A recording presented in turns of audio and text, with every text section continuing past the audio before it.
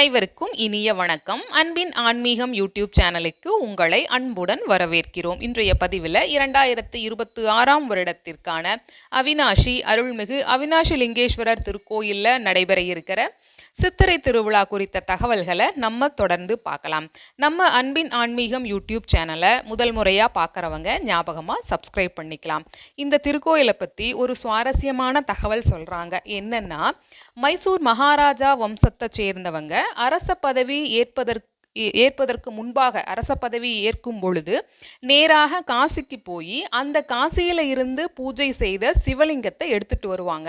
அந்த சிவலிங்கத்தை முதல்ல தங்களுடைய அரண்மனைக்கு கொண்டு செல்ல மாட்டாங்க.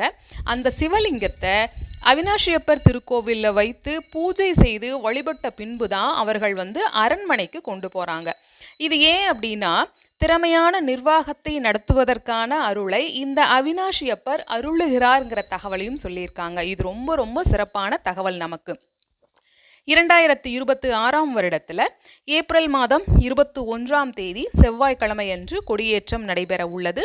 ஏப்ரல் 22 புதன்கிழமையன்று சூரிய சந்திர மண்டல காட்சி, ஏப்ரல் 23 வியாழக்கிழமை அதிகார நந்தி கிளி மற்றும் பூதவாகன காட்சி, ஏப்ரல் 24 புஷ்ப பல்லக்கு, ஏப்ரல் 25 63 நாயன்மார்கள் புறப்பாடு, ஏப்ரல் 26 ஞாயிறு திருக்கல்யாண நிகழ்வும் யானை வாகன காட்சியும் நடைபெற உள்ளது. ஏப்ரல் 27 திங்கட்கிழமை சுவாமி திருத்தேருக்கு எழுந்தருளுகிறார்.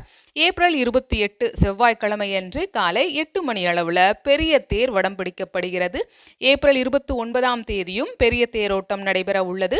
ஏப்ரல் 30 வியாழக்கிழமையன்று சின்ன தேர் வடம் பிடித்து தேரோட்டம் நடைபெற உள்ளது.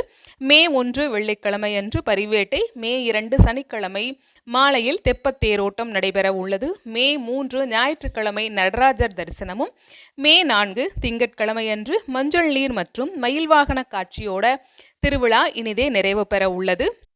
இந்த திருக்கோவிலை பற்றின சுவாரஸ்யமான தகவல்கள் ஏதேனும் இருந்தால் அதையும் நீங்கள் கமெண்ட் பாக்ஸில் பதிவு செய்யலாம். இந்த பதிவினை இதுவரைக்கும் முழுமையாக கேட்ட உங்கள் அனைவருக்கும் மிக்க நன்றி.